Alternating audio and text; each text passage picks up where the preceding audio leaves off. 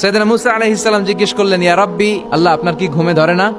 আল্লাহ বললেন, কোনো কথা বলা যাবে না, দুইটা গ্লাসের ভেতরে পানি নাও, পানি ভর্তি গ্লাস নিয়ে তুর পাহাড়ের উপরে দাঁড়াও। সাইয়েদনা মুসা আলাইহিস সালাম দাঁড়ালেন। আল্লাহরে আবার জিজ্ঞেস করলেন, আল্লাহ আমি জিজ্ঞেস করলাম কি আর আপনি করতে বললেন কি? আল্লাহ বললেন, কথা বলো না, যা বলেছি তাই করো। তো মুসা আলাইহিস সালাম কিছু বলতে পারে না, পানি নিয়ে দাঁড়িয়ে রইলেন। মুসা আলাইহিস সালামকে আল্লাহ বললেন, তুমি দাঁড়িয়ে থাকো আর ঘুম রে বললেন, ঘুম তুই মুসারে ধর।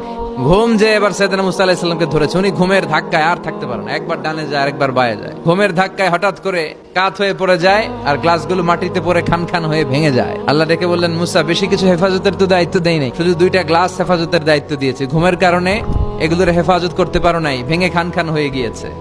আমি যদি তোমাদের মতো ঘুমিয়ে যেতাম তাহলে পৃথিবীর সাথে সূর্য লেগে, সূর্যের সাথে চন্দ্র লেগে গোটা মহাবিশ্বটা এভাবে গ্লাসের টুকরার মতো খান খান হয়ে যেত রে মুসা।